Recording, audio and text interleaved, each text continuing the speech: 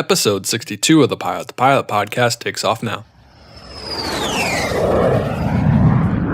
I'm John Zimmerman, Vice President at Sporty's Pilot Shop.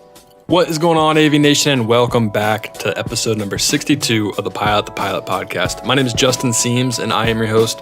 As you heard in the intro today, we are talking with John Zimmerman. John is currently the Vice President of Sporty's Pilot Shop, and John has a great story that starts off with him just emailing the owner of Sporty's and be like, hey, I want a job. And guess what? He got the job, and he is still there today.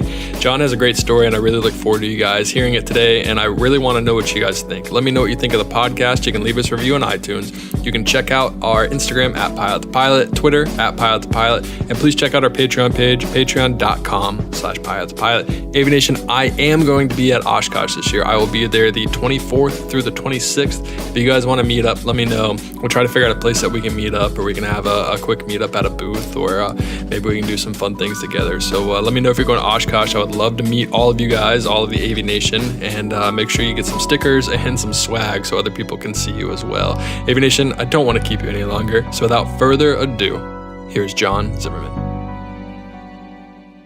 Hey John, thanks for coming on the Pilot to Pilot podcast. Thanks for having me. Glad to be here. No problem. I'm excited to talk with you. I mean, Sporties throughout my career and just aviation in general, like I've always associated Sporties with general aviation. So it is really cool to talk to someone that works in Sporties and that has been around Sporties for a while.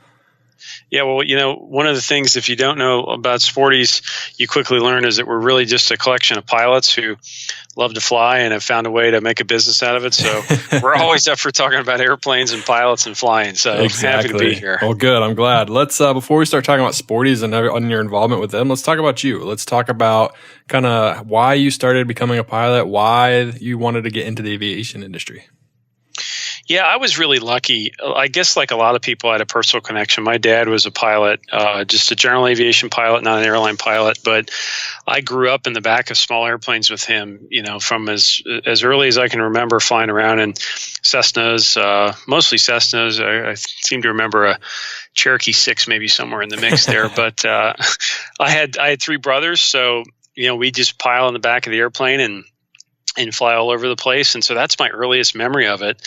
And, we'd rotate. So I'd get a chance to sit up in the right seat with my dad. I'd have to take turns with my brothers, obviously. But I remember that being just so neat. I didn't understand, obviously, anything that was going on. But even I think at a young age, I appreciated there was something really special about sitting in that seat with that yoke and that throttle quadrant and the view out the window. And I just thought it was fascinating. But I got to be honest, it's as ridiculous as this sounds, it had not occurred to me that I could actually be a pilot. Right.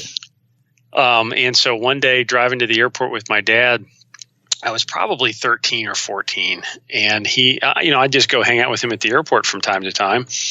And he said, if you ever actually want to learn to fly these things and not just ride along, maybe we ought to, try a lesson sometime. And I remember thinking, wow, I'd never thought of that. And that might be kind of fun. So, the rest is kind of history. But I guess I grew up around it. And so it's always kind of been part of my life one way or another. It's cool because, it's funny because you grew up kind of in an aviation home, I'd say, because your dad was involved in general aviation. He took you up in planes and you still didn't really think that this is something that you could do.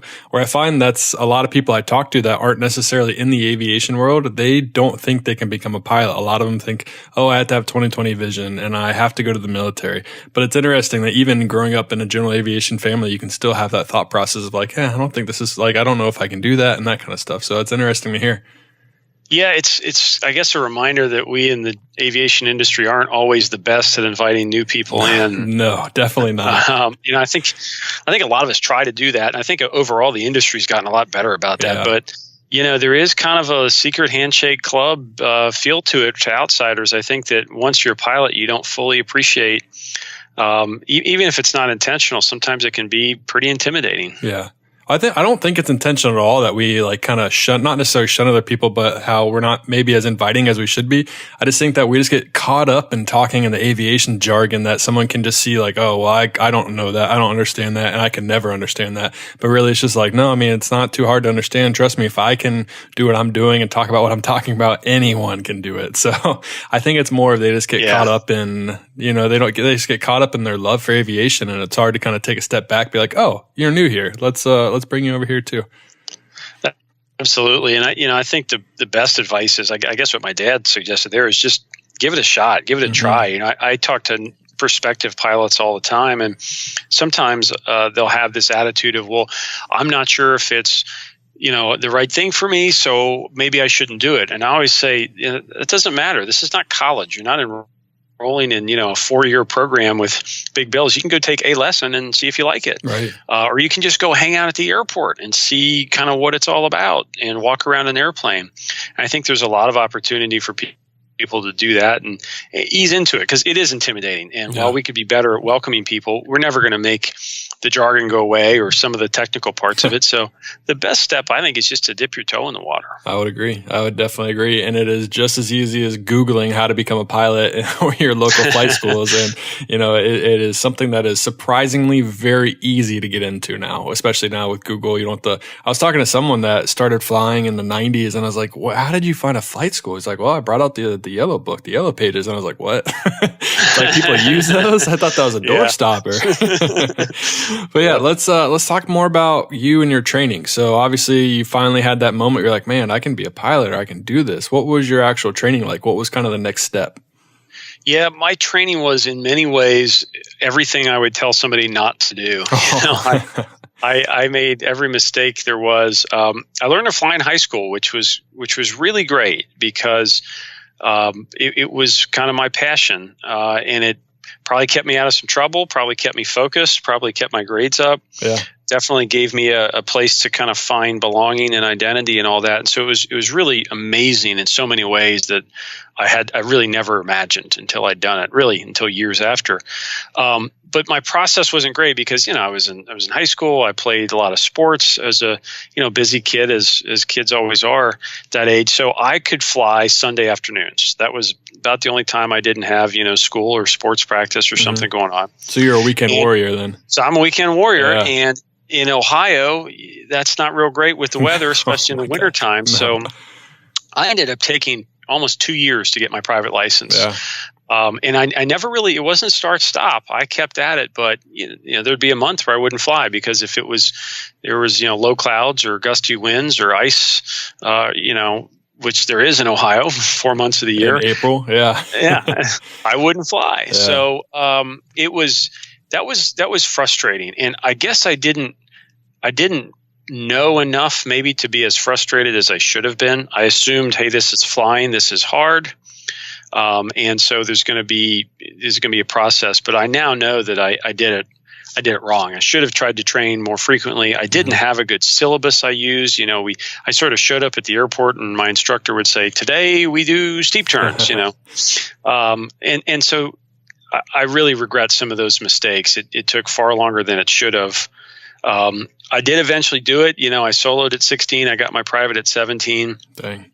And when I went back to get my instrument rating a couple years later when I was in college, I knew I was not going to make that mistake again. So I knocked that out in about 2 months because I was prepared. I had a plan. I studied, and I got right after it. So I like to think I learned my lesson. Just unfortunately, it was the hard way. I mean, that's fine though. You learn from the mistakes you make, whether it's crosswind landings, whether it's just, oh crap, I forgot to run gumps and I almost landed with the gear up. So, it's like you learn these things as you go, and no pilot's perfect. Every pilot's going to make those idiotic mistakes. I mean, it doesn't matter how many hours you have, but aviation's all about learning as you go and kind of learning on the fly and looking back like, hey, that was really dumb. Let me try something different this time. What, did you do Part 61 for your private then? Yeah, I did. I learned at Cincinnati Lunken Airport, Sunken Lunken as it's called. There was a place that's no longer there called Cincinnati Flight Training Club, and it was just your classic, local flight school rental place. It was in an old A-frame house, and they had some 172s and some beach skippers and everything, and kind of your classic flight school. Some of the airplanes were in better shape than the others, but it was really a typical training experience in a lot of ways. Some of the planes didn't look the best, but they got the job done, right? Well, one of the lessons I learned early on is that there were basically two 172s they used for training, and one of them, the airspeed indicator was in knots, and one it was in miles per hour. Mm-hmm. And I didn't fully understand what a challenge that is for a student pilot until I'd gone back and forth about 4 lessons in a row. And just when you think you got your airspeed nailed on final, then you look down and realize you're in miles per hour, not knots. Why is the stall horn going on? Right. So, there were some of those challenges, but it was a good spot and had kind of its own unique culture, like all flight schools do. So, oh yeah, without a doubt. Now so obviously you said that you kind of recognized the failures that you had in your private pilot training, and then you went to college. When you were choosing to go to college, was aviation kind of a reasoning for choosing what college you wanted to go to, or was it just kind of wherever school you could get into based on academics? Yeah, it really wasn't a factor for me. I knew that I didn't know what I wanted to do, but I knew I didn't want to be a professional pilot. I knew I didn't want to be an airline pilot. I had kind of entertained that for a while as a kid, learning to fly, but talking to some people who were in the industry and just kind of researching the job, I knew that that's a great job for a lot of people, but it just wasn't what I was looking for. I hoped that I could kind of find something in aviation, but I really wasn't sure. So I went to college where kind of I thought was the best fit overall for college, and I did find a way to keep aviation going. I joined a flying club in college, which was a great experience, kind of a great way to get connected in a new place. But it really wasn't part of my calculation in terms of what the right place to go was, because, again, I just didn't feel like the pro pilot track was for me. Right. And I love that you said that, because part of this podcast, what I like to talk about is that there are so many good jobs you can have in this aviation industry. You don't have to be that airline pilot that flies the A380 or flies the 787. It's like there are so many awesome aviation jobs out there, whether it's with the Sportys, whether it's with just becoming a mechanic, or you can even work at dispatch at an airline or be a weatherman for an airline. It's like there's so many things you have to do. So it's cool that you were able to recognize that at an early age, because I'm sure there's a lot of pilots that are training right now. They're like, hey, man, I don't really want to be away from my family 8 days at a time or 4 days at a time or sleeping in hotels all the time. So it's cool that you were able to realize that right away and kind of be like, hey, let's see what else we can do in this industry. Yeah, I think it's one of the biggest misconceptions out there with non-pilots. I mean, listen, airline pilots, not a bad job. Mm-hmm. It's, you get to fly great equipment, see the world, the pay is good. There's lots of good things to it, but there are so many other jobs in aviation. Air traffic controller, like you said, there's the weather side of it. There's the maintenance side of it. There's corporate flying. There's, government flying. There's so many different ways. Even if you want to fly, there are so many interesting ways to stay involved that aren't necessarily airlines. So I always encourage people when they're thinking about aviation is think about the aviation industry and don't just get locked into one particular track, because to me, one of the most rewarding things about this industry is the variety in how you can kind of jump around and enjoy different parts of it. And it's all aviation, but there are some really interesting and different pursuits you can enjoy when it comes to aviation. Yeah, without a doubt. And talk a little bit about how someone with the mindset of, hey, I don't want to be a pro pilot or I don't want to be a professional pilot, how can they still keep aviation kind of in their life when they're in college? For you, was it going to the airport and hanging out and doing some flight lessons, or did you find another, like a little community inside your college that also loved aviation? Kind of talk a little bit about that. Yeah, I think the flying club was really important. I was in the what used to be called the Chapel Hill Flying Club in North Carolina. They've since moved, but it was a great flying club with, I want to say, 5 152s and about 5 Warriors and a couple Moonies, and it was an interesting group. It was an active club, a lot of members, and it was a great way to go to the airport, get your aviation fix, meet some new people in a new place. And so that was really important. It was also a place where I really, sort of grew as a pilot. I started flying the Warriors, which was a checkout for me because I had only flown Cessnas, and, pretty similar, but it was kind of fun to try a new airplane. Yeah, without doubt. And then, later on, as I built more time, I checked out in the Mooney, and that was an airplane that I never would have flown a Mooney. I never would have even thought about it, but it was there. And, I got with a flight instructor and got my high performance and complex. And that was, to me, kind of a stepping stone. That really showed me, I think one of the things I enjoyed was flying different airplanes and not collecting ratings for the sake of ratings, but I found that every time I flew a new airplane, I really learned more about flying, and I think it made me a better pilot. And so that was kind of a fun thing for me, is to step up into that and learn a different airplane, learn different avionics, and kind of see a different part of aviation and different philosophies. So that was really important. It's tough in college to stay connected to it. There's very tough. Lots of different, things competing for your time and money. But I think that's maybe where a club environment helps, because it's, there's sort of a support network there, and there's some regular social functions, even if you're not flying. So that was that wasn't part of my planning. I'd love to say I picked that, but I just sort of fell into it. And that ended up being really great. I'm so jealous that you just said you got to fly a Mooney. That's one of my dream planes to fly. I mean, a lot of people, you either hate a Mooney or you love a Mooney based on the tail, based on the look of the plane. And I've always loved the way that it looks, but I'm about 6'3", and I've always been told that unless it's like a 201, you're not really going to have any chance of fitting in it. That is for real. I'm about 6'2", and I remember taking my first real cross country in it, longer than the 1 hour local training flight. And I took a friend from college and we flew, I think, out to the Outer Banks of North Carolina. Not that long, but enough of a trip. Yeah. And we were both taller guys. And by the time we got out of the airplane, we thought, now I kind of get the Mooney jokes. You can't beat it because we flew out here at 150 knots on 8 gallons an hour. It's an incredibly efficient performer, but there's no free lunch, and so some of that speed comes from being a little smaller. Absolutely, yeah. It's one of my dreams to fly one, so I'm gonna have to sacrifice some leg room to get up and fly it one day. Yeah, absolutely. It's worth it. Yeah. What were your friends like? Because were your friends kind of like, dang, dude, that's so cool you fly? Or were they also, a lot of your friends, were they also pilots as well? Or, because I know kind of when I was in high school, my dad is an airline pilot, and he has a friend that's an airline pilot whose kid was also in my high school. And he was taking his lessons. I was like, wow, that's so cool you're a pilot. Even though I was involved in an aviation family, but I just, like you, I always thought, no, I'm not a pilot. Like, I can't be a pilot. But I always thought it was so cool that he was doing that. What were your friends like when you were going through your training? Yeah, I was the only pilot that I really knew of my age. I didn't have any friends at the time who were. I didn't have any friends in college who were. So it's funny. Most often the reaction was, "Hey, that's awesome. When can you take me flying? When can I get a free ride?" Yeah. there was very little, wow, you're weird, or that's scary, or stuff like that. So it was almost all positive. But what you find, I think, and I know I found in college, is that everybody kind of has their own thing.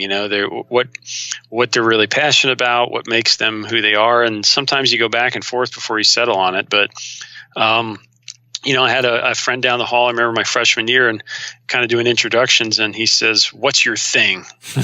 What do you mean? What's my thing? Yeah, my name's John. Hi. He said, "What's your thing? What's it all about?" I'm like, well, I'm not sure. That's kind of a deep philosophical question. And he said, fencing. That's my thing. Oh, that's my gosh. There's one word. I'm into fencing. I'm like, well, okay, I've never heard of that. I'm into, airplanes, I guess. He's like, really? Well, that's a thing. That totally makes sense. So, that's so funny.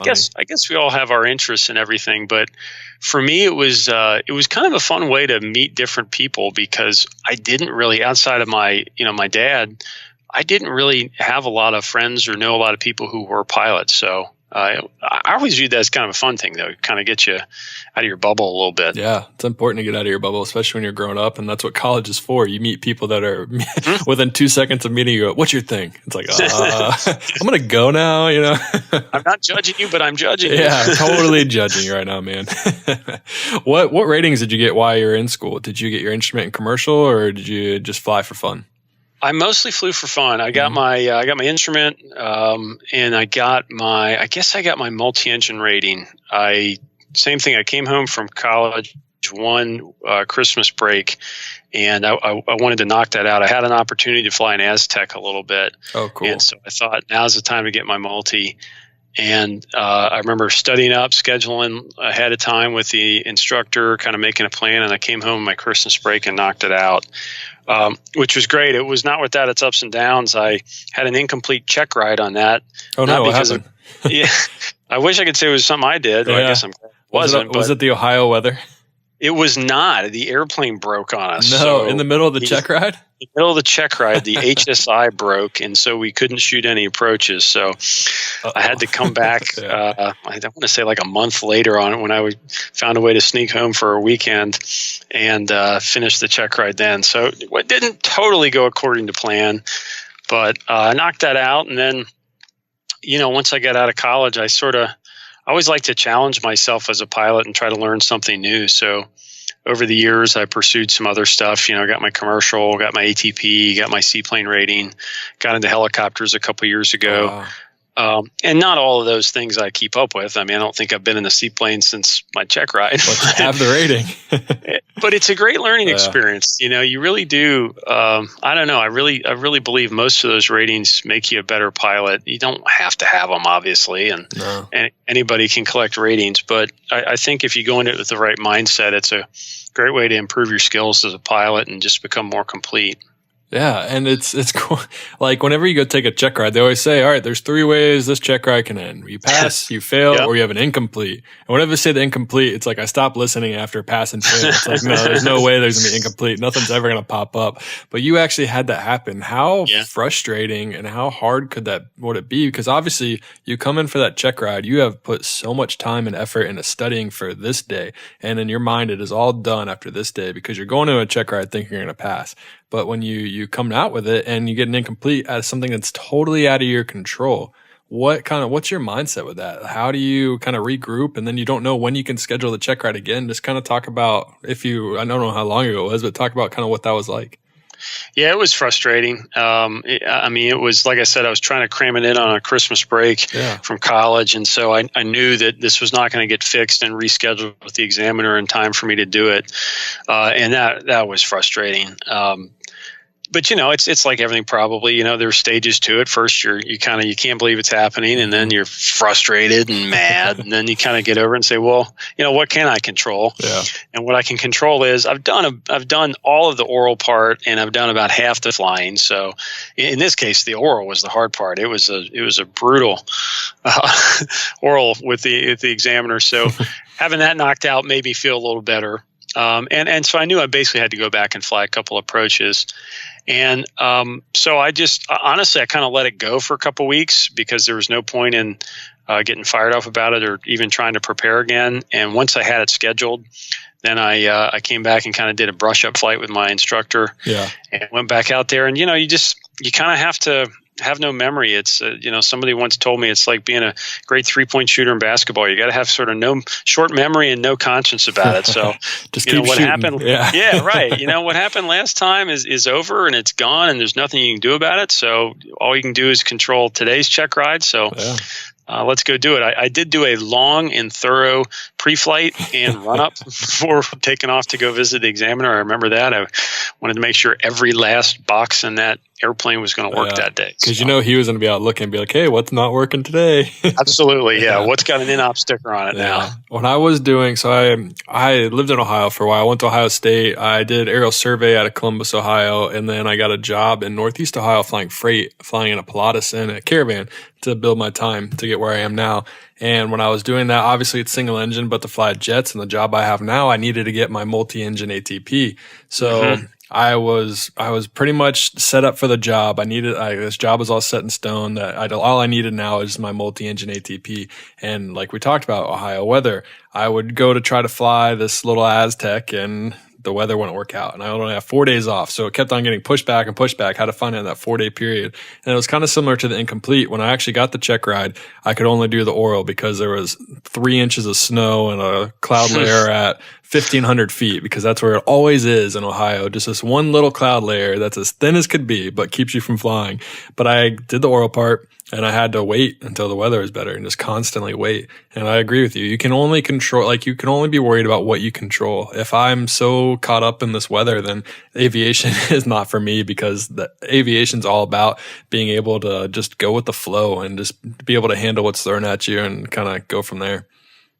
Yeah, I think that's probably, I think you're dead on there. That I may not have learned that lesson as well as I should have there, but that really is the mindset of a pilot, right? Yeah. You gotta focus on what you can control and block out, be ruthless about blocking out the other stuff. So, hey, an incomplete flight because of mechanical, welcome to the life as a pilot. Welcome. How many trips with the family, how many airline flights, how many flight lessons get scrubbed for that same reason. Yeah. So that's sort of life. And that kind of carries on to further flying. It's like, I can luckily, I haven't had too many incidents or I haven't had technically an accident, but I lost my engine in a 206 and I had to land on the side of a mountain in West Virginia while I was shooting aerial photography. So, I mean, like, it's just, you got to go with the flow. All right, my engine failed. What do I do now? It's like, all right, do my training. I make sure I fly on speed. I make sure I do the necessary calls. I make sure that the doors, like, you just kind of go through your training. And if I was just so focused on the thing that I can't control, which was the engine quitting, then I would have been dead. If I wasn't able to think clearly, then I would not have been able to land the plane. Yeah, that's probably the lesson that all pilots. It's the lesson you learn that you don't think you're going to learn when you get started. Yeah, that's true for me, without a doubt. And aviation is very humbling, so it will come. You will always kind of be humbled and have those lessons at you, usually when you don't want them or inopportune times. What was, all right, so you kind of talked about all the ratings you have, but you also mentioned that you didn't want to be a professional pilot, or not professional pilot, because you can still be a professional pilot, but not an airline pilot. What were you looking for when you were out of college, and kind of what aviation jobs were in the back of your mind? Well, I guess I got lucky again. I was in college and I thought maybe that I wanted to be an architect, and I went and followed an architect for a week and decided that wasn't it. And I did one summer interning with a local congressman's office and decided that I definitely don't want to be involved in politics. And so I was sort of trying to think about what was right. And I remember thinking, well, I like airplanes. I mean, that's kind of one constant. And so what I'll do is I'll just go work in an airport this summer. And that'll, make a little summer money here and have some fun. And so I wrote a letter to Hal Shevers, the founder of Sportys here, and said, hey, you don't know me, but I'm a pilot. I learned to fly at the next airport over in Cincinnati, and I'm just looking for a job this summer at the airport. I'll take whatever you got. And so he accepted. He said, welcome aboard. I said, wow, thanks. Like, worked? Wow. All right. Wow. What am I doing? He said, I don't know, but show up on this date, and we'll put you to work. And so I worked for a couple summers at Sportys. And, I literally, my first job was digging a ditch with the grounds crew. And I worked on the line pumping gas at the FBO and had just so much fun hanging around airplanes and meeting pilots. It was really a great way to continue my aviation education. And at the end of my last summer here, before going back to college for my senior year, Hal pulled me aside and said, hey, you think you might want to come back after college full time? And I thought, wow, once again, John's being naive here. I had not really thought about that. I didn't know that was an option. I thought I was, just digging ditches. Yeah. And I said, wow, well, I might. Would you give me a few weeks to think about it? And I went back to college, and after a few weeks decided, maybe I'll just go do that for a couple of years, because I sure do like Sportys and I sure do like working in aviation. And then, I'll go get a real job one of these days. And you know how that goes. So yeah. 15, 18 years later, I've never gotten around to getting a real job. I'll say you're still looking for that real job. So I'm still looking for the real job. Yeah. And so again, that's, that's not a career path or advice you could write in a book, but no. I guess it worked out though, because it was really, I knew what I liked, and I liked being around airplanes. And so I got great on-the-job training here. I mean, I worked with the maintenance team. I worked at the FBO. I worked in the web department one summer, learned how to write HTML. That's cool. I worked in the marketing department one summer. So it was a tremendous, crash course in all things aviation and Sportys. And so while it may not have been the plan, I actually don't think I could have drawn it up any better. That's crazy. I love how you just like, I'll talk to Sportys. I'll go send them an email. Be like, hey, you don't know me, but I'm going to work for you. And then you probably sent the email. You're like, who knows? He'll probably won't reach out. You just went on living your life. And then they sent the email back saying, yeah, it's a great idea. Let's do it. It's one of those things that you don't know until you actually give the effort and put the time in and just give it a shot. It's like when we're talking about the shooting references, like shoot your shot, man. It's like, go for it. It's like, you don't know. The worst thing that they could possibly say is no. And that could go for anything, for getting a job pumping fuel at a line service. So you could go from applying to a freight company where you want to sit right seat to build your time, or even applying to the airlines. Aviation is one of those places. It's one of the very few industries where you can apply as many times as you want, and they're not going to fault you for it. They're not going to be like, this guy again. Like, why does he keep applying? So it's shoot your shot always. Like, just go for it. You never know what could happen. I couldn't agree more. And I think the other advice that's attached to that is, pick your people or your company you want to be associated with, and don't be as picky about the job or the role. Yeah. I knew that aviation was an industry I liked. I knew that Sportys was a great company. I had been a customer. I used to come in here and buy stuff as a student pilot. I knew it just seemed like a fun place with good people. And so, those were the parts that mattered. Yeah. And when I wrote Hal a letter asking for a job, I told him, I said, I don't care. I'll take whatever you got, And I think that probably was part of it as well, because that's what it is. If you like the company, you like the people, you like the industry, the job, the role that comes, that evolves, but you can always kind of try to blaze your own path in that sense, but it doesn't matter if you don't like the people or the company that you're associated with. So yeah, I think that's a big part of it. Don't chase the role, chase the people in the industry that you like. Yeah, and you kind of have to pay your dues. Like you said, you start out digging ditches and then you moved your way up, you kind of, but it's the same thing with flying. When I got my job flying aerial survey, my very first day, I show up, I'm like, cool, I'm going to get to go fly. I'm going to go fly. Oh, look, that 310 over there. I'm going to go fly that 310. And I was like looking at it, and the chief pilot comes on and he goes, hey, new guy. So I grabbed the broom and sweep the floor. So my first week was just sweeping flies off the floor. And this hangar was massive. It was Darby Dan Airport, just west of Columbus. So Sure. I flew out of there, and it was a massive hangar with just a million flies on the ground. It's great, cool. It wasn't until 2 weeks later that I finally got to fly. But it's just kind of how it is. You got to pay your dues. Everyone starts somewhere. Yeah, I think that's maybe something that people find a little frustrating about the aviation industry. Maybe that's less true in other industries now than it once was. But I do think, it can go too far, but I think within reason, it's really a great way of getting experience and learning something. I mean, I know I learned a lot about airplanes just hanging around, fueling them and helping the mechanics, when things would break. And I certainly got good at my airplane spotting, working on the line and watching them land. Is that a 182 or a 172 or a 206 or a 182 RG? There's little stuff like that you do pick up. So exactly. Cessna retractable landing gear is still the weirdest thing to me on a 182. It's that just, I don't know, it just doesn't look normal to me, but it works. It usually works. Yeah, it usually works. Just as long as it comes down, everything's all right, right? Yeah, I flew a Cessna 210 for a few years, and no doubt that sort of the trust but verify speech. That gear, it never let me down, but I never trusted it either. So it doesn't look right because it may not be right. Yeah, that's very true.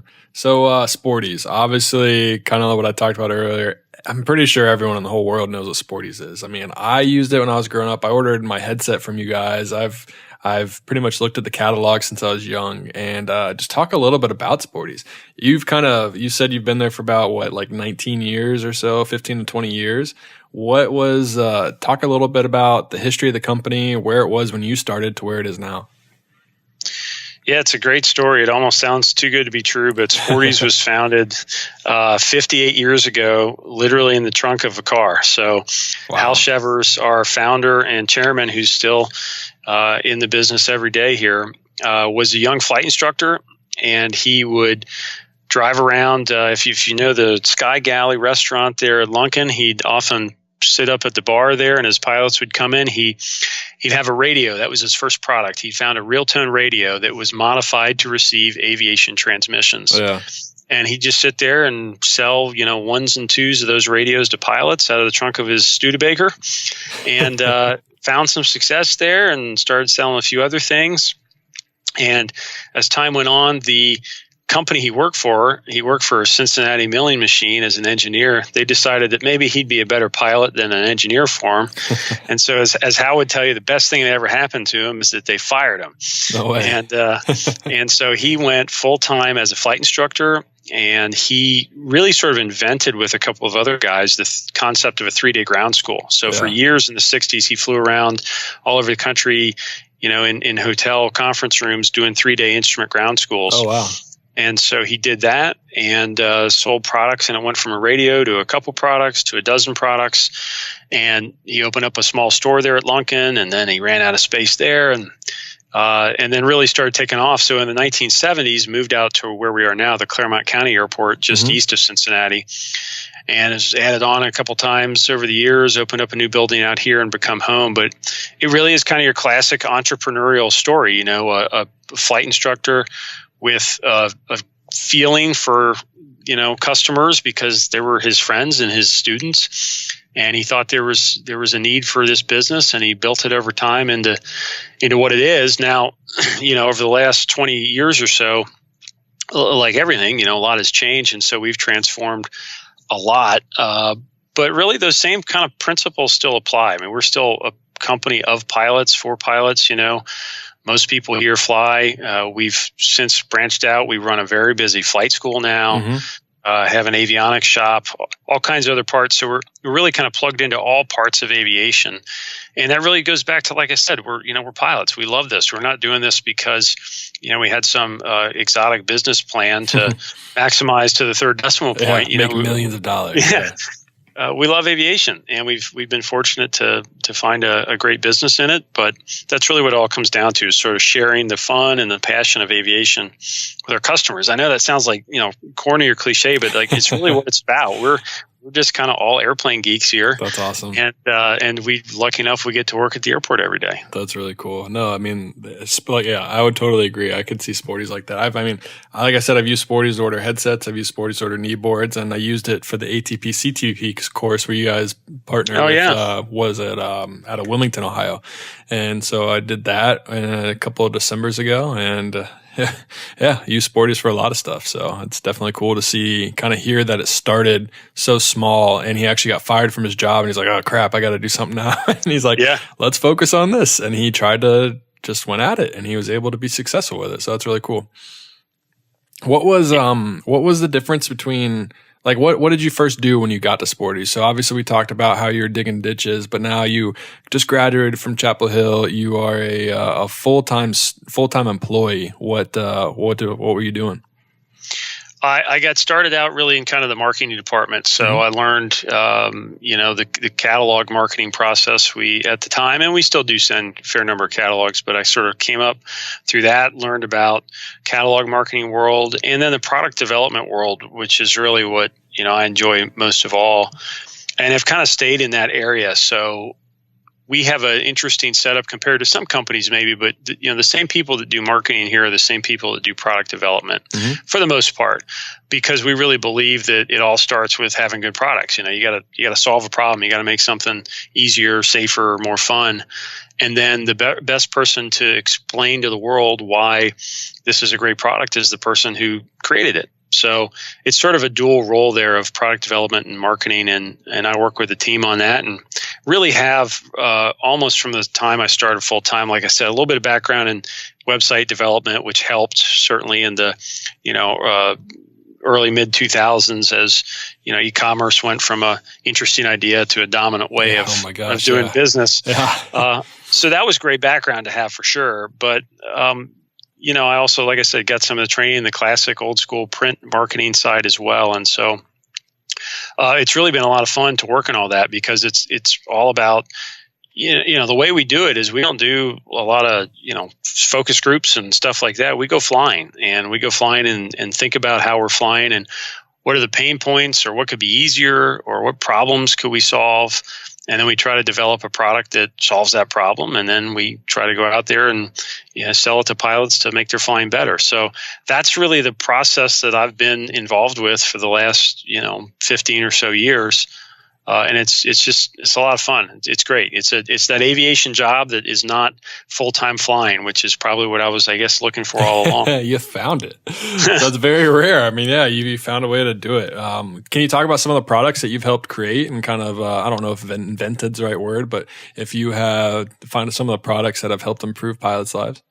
Yeah, I mean, I'll give you the standard disclaimer here that, as anybody knows, a product is developed by teams of lots of people. Right. So there's certainly a lot going on, but it's a couple that come to mind that I'm really proud of being involved with. One is the Stratus ADS-B receiver. Oh, cool! Which got to work real closely with folks at ForeFlight and Apario up in North Dakota.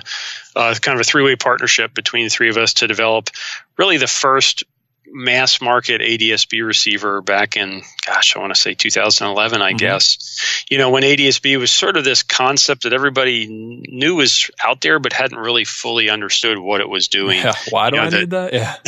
The ADS-B ground stations, there were like 60 of them. Now there's 600. It's crazy. And so, Data Link Weather was a huge deal. Garmin 496s and stuff like that had been popular for years, but it was pretty expensive, both the hardware and the subscription. And we had been reading some stuff on this new ADS-B system that was happening, and we just read that, wow, they're really going to broadcast weather for free? That's weird. I wonder if we could get something that would receive that weather and wouldn't have to be TSO'd and installed in the panel. And so we worked with ForeFlight and Apario, great partnership there, to launch the Stratus, and that was kind of a transformative product. Just thousands and thousands of pilots flying with those, and obviously lots of other ADS-B receivers now. But I'm really proud of that because I believe it has increased safety in aviation. Oh, no doubt. Technology by itself doesn't make us safer, but if you use it well, it can. And I have no doubt that more pilots than ever before are flying with Data Link Weather. And I think that's just really good for safety. I think if you're flying cross country, you are a safer pilot if you have Data Link Weather. So that's been really great to be associated with that project. Yeah, without a doubt. I mean, when I flew single pilot freight, I had a Garmin 430 and a 530 with Sirius XM weather on it. And it's saved my life tons of times. Like, it looks really red. I'm not going in there. It's like, let's go around or let's land here. And it's like, it just prepared me for kind of what was going to happen. And then before I take off, I could just glance out and take a look at what's going on. Or even on ForeFlight, you could load it up on ForeFlight and get an idea of what it was. And then just as long as you knew how to use it, if you knew that it wasn't real time and you could kind of figure out a trend of where the stuff's going and what's getting bigger, what's getting smaller, you could really use it. And it was a very, very important tool for a freight pilot. And like you said, any pilot. It doesn't matter if you're just flying your 172 on a little cross country, go to the beach, pull that weather up, see what's going on, Yeah, I think it's probably the biggest safety improvement since GPS came along. Yeah. Same type of thing. GPS doesn't absolve you from your responsibility to be a good pilot and to know where you are. And Data Link Weather doesn't make a decision for you, but boy, it sure helps you make better decisions. Yeah. So that's been. Yeah, I was going to ask you so you've been in with Sportys a lot. Obviously, you've seen kind of trends and things that have made aviation safer and some things that haven't made aviation safer. What would you say is kind of the number one thing or tool or product that you've seen come out, whether it's through Sportys or whether it's something completely different in the aviation industry that's completely revolutionized it and changed it? Well, we like to joke around here that the original breakthrough was the nose wheel. That's a great answer. Yeah. The move from tail draggers to tricycle gear airplane, and I fly tail draggers and love them. So I don't mean this as a knock against tail wheel airplanes; they're great. But the stats show that a lot of airplanes get bent when the wheel is in the back versus the front. So that might get my first nominee. The Cessna Land-O-Matic landing gear, but. I think there's no doubt that, GPS has got to be up there. We all take it for granted now because our cell phones have it and everything has it. But knowing where you are, where you're going, how fast you're going is just so incredibly revolutionary. When I started flying in the 90s, the first airplane I flew had a Loran, had a Bendix King Loran, and I thought it was unbelievable because I knew where I was, unless you went in a cloud and it rained and then it quit. And then portable GPSs started coming out from Garmin, the GPS 95 and the GPS 3 Pilot and the 196, 296, and that's just all those plus obviously the panel mount stuff like the 430, 530. Yeah. I think it's easy to take for granted that. I remember spending so much time in my instrument training practicing, VORs and NDBs, and so much of what you're practicing is figuring out where am I? Yeah. And now you don't have to ask that question. And you also, it unlocks so many other things like terrain alerts. You look at the record of airlines flying perfectly good airplanes into the ground 20, 30 years ago, it was a lot. And it just hardly happens anymore because of, TAWs and other terrain learning systems that are enabled by GPS. That's a huge safety benefit. So I think you can't overlook GPS. Yeah, no, it's increased our situational awareness. Like you said, you know where you are. And it's funny when you were talking about Loran, it's like when I was getting ready to take my IFR check ride, I was reading the jet book and I was like looking at it, studying for it. And then all of a sudden I turned a page and it was like 2 pages on Loran. And I called my flight checker. I was like, you never told me anything about this. Like I have to know this before my exam. He goes, people haven't used that in forever. It's like, it's been shut down. I can guarantee you they're not going to ask a question about it. I was like, all right, cool. Thanks. But yeah, I mean, times are changing. Like you said, Loran was such like a breakthrough for knowing where you were, but now GPS. And it's just like, I fly a plane with a G5000. When I first started training, I was flying a plane that didn't even have a GPS in it. It was just VORs. And it's crazy to see where we've come and kind of the information that we have and the information that we can use to provide safer flying and just more situational awareness of where you are. It's incredible. I think one of the things that's a great, trend that goes along with that is it hasn't just been new airplanes and expensive avionics, right? Yeah. I mean, a lot of times innovation like that happens at the high end, but you think about the power you can get out of a smartphone or an iPad app with an ADS-B receiver. Almost anybody flying can have access to that technology. It's not just limited to a brand new Cirrus with a G1000. So I think that's huge. And that's, again, something I think we're really proud of at Sportys is to play a small part in that, of sort of remembering the portable avionics, remembering, most of our customers rent an airplane. They don't own an airplane. So they don't have the choice to upgrade their avionics. It's not their avionics panel to upgrade. Right. So the ability to have some of this life-saving stuff like data link weather, terrain alerts, traffic alerts, moving maps, and have that in a relatively inexpensive portable package, I think is a huge piece of it. Yeah, without a doubt. So we talked about kind of the most important kind of tech or product. What do you think the future for aviation is? Where do you think the future lies? Do you think it's going to be single pilot stuff with automation, or do you think we're going to still see 2 pilots for a long time? I think we'll probably see 2 pilots, at least on passenger airplanes, for a good while. I mean, there's no doubt where the trend is going. If you rewind 60 years, what a DC-7 would have had a captain and a first officer and a second officer and a navigator and a flight engineer and a radio operator, and then, we started picking those off, and then it was 3, and then the flight engineer disappeared. So there's nothing necessarily new about that trend. But I think what we've seen maybe a little bit of a hint is the drone market in the U.S., where the break is regulation, not technology, and what's possible and what's smart or what's conservative from a safety standpoint are not the same. And I think the potential is there, but I think rightfully so, the FAA is going to move fairly slowly on this. Normal. I think like normal. And, they get a lot of grief for it, and I give them a whole lot of grief myself. But I think at the end of the day, more often than not, they have the right approach there, that their goal is to have they've won in a large sense. It's tough to say this, but you got to give the FAA credit. We have, recent 737 headlines notwithstanding, we have the safest aviation system ever. Yeah. We have maybe the safest transportation system in the history of the world. There's hundreds of millions of people get on metal tubes and fly 600 miles an hour every year, and essentially, statistically, almost 0 of them die. Yeah. That's like, talk about take it for granted. That's an incredible achievement. And so I think it's probably understandable that the FAA wants to move slow and not jeopardize that. It wouldn't surprise me if there were some demos of some things, maybe especially like, as you mentioned, in the freight world, some of the smaller freight feeders, if they started playing around with pilot monitoring versus flying, or even a unpiloted or remote pilot option there. That wouldn't surprise me if there was some of that. I think you're going to start to see some of those things happening in the next few years here.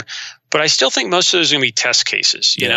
The boosters for the vertical takeoff and landing urban mobility stuff, where I can order up an Uber Air just like order up an Uber car, and it's going to be a remotely piloted tilt wing thing. I mean, it's very appealing, but I just think there's so many day-to-day problems that the boosters overlook or don't want to admit. It's there's a lot more to it. I mean, as we know as pilots, it's not always the technical challenge. It's the local politics challenge. Yeah. Where are you going to land those things? There are still neighbors who complain about noise. So I think it's easy to overlook how many challenges there really are there, and they're not all technical. So no, I definitely agree. I think it's going to be an interesting next 5-10 years. Certainly the technology is really interesting, and there's some neat stuff coming, but I'm probably on a little bit longer timeline than some others on when pilots really disappear from the cockpit. Right. I think that maybe I'm about 29 years old, and I think maybe my generation might be the last kind of like full-time pilots, because like you said, the technology is there. I mean, it's only going to get better. We're going to find ways to do it safer, become more reliable, and pilots are becoming expensive. And that could be one of the downfalls, is how much money we want and how much money we ask for, because airlines are cheap. Aviation, they want to be as cheap as possible. And if they can find a way to create an airplane that's going to keep a pilot from making $500,000, it's like they'll do it. So I think that there's definitely some motivation for the airlines and for everyone to do it. But I think it is still a little ways off, like you said. Hopefully, at least, because I want to fly at least till I'm like 60 or 65. Well, I'll tell you, we have a really strong training business here with both our flight school and our online courses that we sell. And, what we're seeing in that end of the market is as strong as it's been in 25 years. So, I mean, obviously, you read all the headlines about airline pilot hiring and all that, and that's for real. But I think what that shows you is that there's plenty of room left for manned aviation in this world. Absolutely. Well, there may be some niches out there definitely that maybe move a little faster, but pilots or passengers like to get on that airplane and see a human being. They want to shake a hand. They want to hear that old pilot voice, the dude with the mustache. And absolutely. I agree with you. I think that general aviation is doing better than it's have in the last 20 years. I think 2008 and just the 2000s, ever since September 11th, really put a damper on general aviation. But I feel like we're finally now just starting to get out of it and hit it full stride. There are more kids that want to become pilots. There's more influencers online, whether it's podcasts, whether what Steve-O's doing on Insta, on YouTube, and all those, it's creating more excitement. More people are going to Oshkosh. More people are going to Sun and Fun. And I just love what's going on in the aviation community these days. I agree. I think there's been some bad days in aviation, no doubt, but there's a lot going right now. There's a lot of opportunities. There's a lot of fun to be had. There's a lot of great people in aviation. Absolutely. So we're as bullish as we've been in a long time. It's a great time to be. We finally made it. Yeah. I remember when I started my training, my flight instructor is making like $10,000 a year. He was like 29. He couldn't get a job with Great Lakes because they weren't hiring anyone because they had too many pilots. And it's like, he was just like, why do you want to, what are you doing? It's like, even my dad's friends who are pilots are like, why are you training to be a pilot? This is the worst career you could ever do. But it turned out that time was actually the best time for me to start my training, and it put me at the front of the line for the pilot shortage. So it's just, you never know with this industry. It's crazy. Yeah, for sure. You got to hang on sometimes, but that doesn't. Yeah. But a lot of times that pays off. Yeah, like we said earlier, you got to go with the flow, take what you get.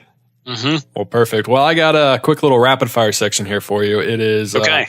I don't really know the questions I'm going to ask, so we'll kind of go from there. But you say that your quickest and the first thing that comes to your mind. You ready? I'm ready. What's your favorite plane? What's your favorite plane you've ever flown? Favorite plane I've ever flown, Pilatus PC-12. Hey, there you go. What is your favorite plane that you've been a passenger on? Wow. So many options there. I'm going to have to go with a 206 on float. Okay, that's cool. You got me on that one. Yeah. What is your least favorite plane you've ever flown, if you have one? I'm probably going to get some hate mail for this, but Cessna Skymaster, I didn't like it at all. Okay, there you go. Yeah, you might get some hate mail. What is your favorite airline? Delta. I live in Cincinnati, so I don't have a lot of choice, but I have to say I do think they do a good job. Do you have a least favorite airline? Boy, I've had some rough time with United, so okay. I probably don't have nearly as much experience as I have with Delta living in Cincinnati, but I don't have as good a batting average there. I feel like I'm really rare. I enjoy United. I haven't had one issue with United. So maybe it's coming. Maybe I'm just I'm hitting 1,000 right now, and I'm about to go on my slump. What is the ugliest airplane you've ever seen? I can't even remember the name of it, but I was at Aero Friedrichshafen, the show in Germany, a couple years ago, and they had some type of English, like 50s, 60s airliner, and it had like an upper deck cockpit, but it wasn't that big. It was like smaller than a DC-3. It had 2 engines, and I'm going to have to look it up. But I think I've seen a picture. I think I know what you're talking about. It is an unfortunate airplane. It's kind of lumpy and not very aerodynamic looking, and just obviously built by the engineering team with no input from the marketing team. Yeah, that happens sometimes. What would be your aviation Mount Rushmore for pilots, aviators, just people that have contributed to the aviation community or just the aviation world? Wow, I got to put Charles Lindbergh up there. I mean, if you haven't read his biography, you should, because it's hard for us in modern times to, I think, understand what an unbelievable event that was, and how that totally and completely changed aviation forever. So I'd certainly put him up there. I'm just going off gut feel here. Bob Hoover to me I remember as a kid, watching him do shows. Pouring iced tea upside down. Just unbelievable. Incredible. Yeah. So he would get a nod from me as well. Gosh, there's so many though. Yeah. So many military pilots you'd have to put up there. Right. It's a hard question. Orville and Wilbur, but those are 2 I'd put up there. Oh, that brings up a good point. So you have lived in Ohio and North Carolina. So I'm from North Carolina. I'm born and raised in Charlotte, North Carolina. I'm a huge North Carolina guy, and I went to school in Ohio. So I kind of have a similar thought to this. But where is the true birthplace of aviation?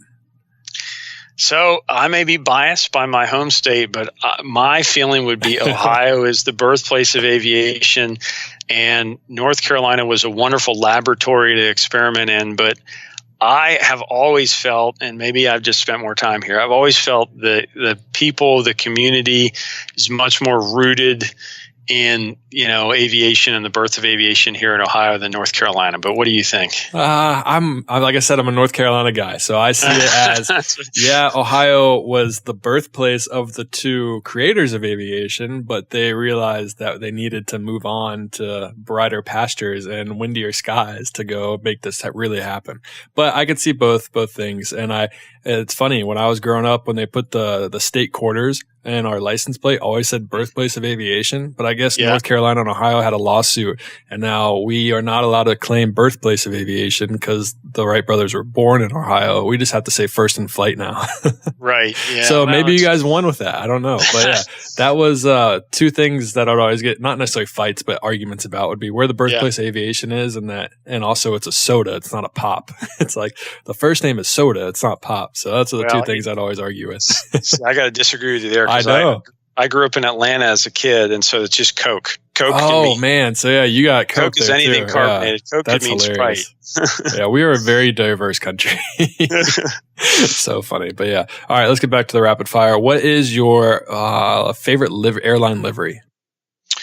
I probably, just old school, but I love the old British Airways, kind of the 1980s British Airways, blue and white with the red trim. For sure. What is your least favorite livery? Oof, there's unfortunately a lot on that. Some of the Spirit ones that are like yellow and I'm not a fan of that yellow. The bus. Yeah, it's a little too much for me. Yeah, I would agree. It looks like a school bus sometimes. What is one aviation accessory you have to have on you at all times when you go flying? Probably an iPad. I jump around a lot of different airplanes, so that's sort of my constant. That's my pre-flight, my charts, my everything. Yeah, agreed. Mine's sunglasses. If I don't have sunglasses on, I'm pretty much like I MEL myself. Yeah. I'm like, nah, I'm good. I can't go. It's like, it's not worth it. I'm just sitting there squinting. It's like, it's not happening. Makes sense. Yeah. Let's see. What else do I have? There was one more I had on top of my head, but I can't think of it right now. So congrats. You have, sir. Oh, I got it. All right. You are taking an airline. You have a quick connection, and you need to get some food. What's your go-to airline food? Oh boy, I'm kind of a barbecue guy. All right. And so I'm going to try to find the local barbecue joint, which a lot of airports have. They do. So that's what I'm looking for if I can find it. I thought you were going to say Skyline, being from Cincinnati. I was like, no. Never. Only one place to get that. Yeah. Good thing that's not in airports. Well, perfect. You have answered all the rapid fire questions. You have survived. I only have one more question for you, and that would be someone comes up to you at Oshkosh or Sun and Fun, and they're, hey man, like I love aviation, but I just really don't want to be a professional pilot. I don't want to be an airline pilot. It's like, what should I do? What route should I go? Or like, how should I go about that?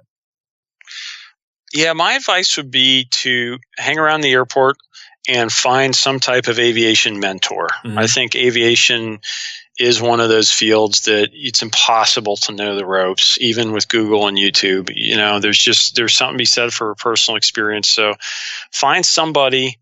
It doesn't even have to be in, the same exact career path you're interested in, but find somebody who can be an advocate for you, or even not at that so much, just as a sounding board. I think a mentor and a connection, and just hang around. Like I said, I mean, we're biased by our own experience, but that's sort of how I fell into it, is just hanging around the airport and getting a feel for it and learning about parts of the industry I never knew existed. So, be open-minded and sort of sample all that aviation has to offer. I would agree with that. I think having a mentor is huge, because all the jobs that I've had have been based off people I've known or people that have mentored me. Aviation is one of those things that it's who you know, it's not what you know. And if you know someone that works at American Airlines, the chief pilot, you might have a better chance of getting hired. So, I mean, it's one of those things. Hang around, create those relationships, foster those relationships, and the earlier, the better. So I definitely agree with that. Well, perfect, John. Thank you for coming on the podcast. We can debrief a little bit afterwards, but I think it's just great to tell a story of not necessarily going down the airline route and finding a job and finding a great job that really makes you happy and one that you love to do. And I thank you for coming on and sharing your story and telling a little bit more about Sportys and what you do. It's been great to be here. Thanks for having me. Perfect. No problem. And with that, episode 62 is a wrap. Avination, thank you so much for listening to today's episode. As I said in the intro, I will be at OSH this year. Please let me know if you're going to be there. I would love to try to meet everyone in the Avination, and I'm looking forward to going to OSH. Last year, I was able to go for probably 4 or 5 hours. I drove up from Chicago and drove back same day. This year is going to be a different story. Hoping to be there for 3 days. I'm hoping that I can plan some really cool things. It just has to work out. More details will be coming as the time goes on, but plan on being at OSH. Let me know if you're going to be there. I look forward to meeting everyone. Avination, with that is all I have. And as always, happy flying.